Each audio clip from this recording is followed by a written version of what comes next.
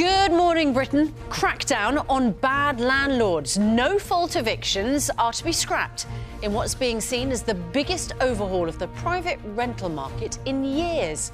But will the new reforms help struggling tenants with soaring rents and a chronic shortage of properties? Meanwhile, Sir Keir Starmer says Labour is the party of house building and vows to take on those opposed to new developments in order to tackle Britain's endemic housing crisis. But would Labour's plans be enough to help first-time buyers get onto the property ladder? He joins us after 8. Are you missing out on your share of an estimated £19 billion a year in unclaimed benefits? Find out how you could give your income a boost this Wallet Wednesday as Martin answers your money questions throughout the morning. Yes, millions who are in need of help and have long paid into the system are missing out. 10 million benefits that people don't claim. I'm going to take you through step by step what you're entitled to, including some of the little-known benefits millions are due and don't get. She's appalled by not loving me at all. So this morning, the loose women's star Denise Welsh shares how her decades-long depression inspired this emotional ballad by her son Matty Healy, who's the frontman of the band The 1975. She says the crippling illness is still shockingly misunderstood, but will explain more when she joins us this morning. And here's Johnny. The controversial actor cements his comeback at the Cannes Film Festival after he receives a 7-minute standing ovation, while Dame Helen Mirren declared she's worth it, as the 77-year-old showed off a dramatic new hairstyle. Richard Arnold, who else, will have more live from the French Riviera after 7. And after yesterday's spring sunshine, there's more on offer today. Largely dry and fine, and things warm up by the end of the week. I'll have all the details of that and more coming up. Good morning, Britain. Wednesday, 17th of May, 2023. Live from Television Centre in London. This is Good Morning Britain with Susanna Reid and Martin Lewis. Good morning, Britain. It's just gone 6 o'clock. Welcome to the programme. Welcome back to the programme for Wallet Wednesday. Wallet Wednesday. Conveniently, it's National Numeracy Day today. Oh, my goodness. Are you going to be testing us? I will. We'll be doing a bit of pizza maths later on. A little bit. A bit of pizza maths? A bit of pizza maths. Do you want to tell people what the pizza maths is? The pizza maths question is very simple, and I'm sure as soon as I say it, many of you will get in touch with the right answer. Yeah. When he says very simple on National Numeracy Day, you know it's not that simple. So I am an ambassador of National Numeracy and have been for a number of years. Lack of numeracy skills can cause real-life detriment and well-being issues for many people. And the aim of this is to encourage people to see what they know, see what they don't know as well, and then show them where they can get help to improve the skills. And this is about functional numeracy, money maths and other maths and, how many miles per gallon you're going to get, or miles per litre as these days, or kilometres per litre. So the question on pizzas, I'll tell you now, if you like. Yeah. Exactly the same pizza. Shall we say Hawaiian Tropical? OK. So let's say Hawaiian Tropical. You've got 2 deals on offer. I'm looking at the crew here as well on maths, see who knows. Any of you volunteers, maybe a donut or a pizza in it if you get it right.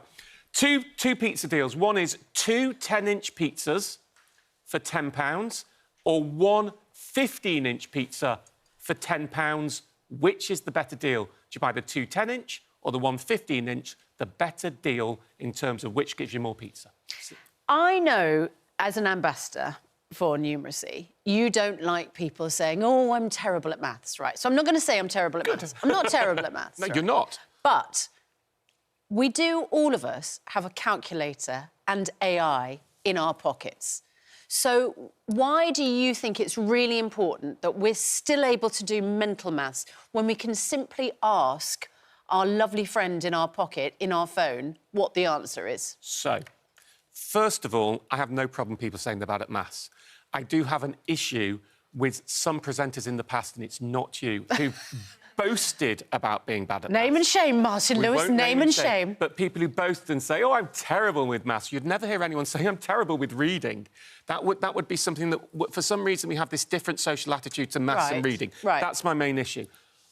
If you want to work this out on a calculator... I don't think, by the way, there's anything wrong with being bad at maths or bad at reading. No, but there's something wrong with boasting like it's a skill being bad at maths. That's the issue. It's done as a badge of honour. And it's done as just laughing it off when people are slightly embarrassed about it. I think it is. When they're asked in the pizza shop, shall we get the 15-inch or the 2 10-inches? Specific occasions when clever people on air who would never admit to a lack of knowledge about anything else somehow find that it's perfectly fun and socially acceptable to say, I'm terrible with maths, and to when young children are listening, to give them an attitude that being bad at maths is something that's absolutely fine and you don't need to think about, rather than saying, I really struggle with maths, which is what you would say if it was reading.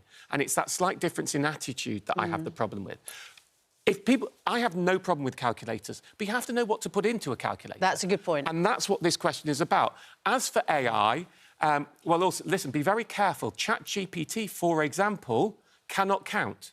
He was up before American politicians yesterday, wasn't he, Mr. ChatGPT? He was, but it can't count, right? Because what it does is it's a large language model, so it looks at what other people on the internet have said. So you may find if you use AI, it gets the answer wrong when you're talking maths sums. Use a calculator instead of AI for doing the sum. So you don't need to work this out in your head. I don't actually want the answer of the actual sizes of pizza. I want to know which is bigger, which gives you more pizza, 1 15-inch or 2 10-inch, which gives you more pizza. That's all I want to know. So it's relative values we're talking about here. And I was talking to my little girl about maths yesterday, and I was talking to her about the importance of estimating. In my job, sometimes my team works stuff out for me, and they'll come with an answer, and I always, in my head, do a rough sum. Yes. And sometimes I'll go, that doesn't make sense. No. I haven't done it on a calculator, and I think that intuitive, if you're really getting into it, intuitively understanding, does that number make sense?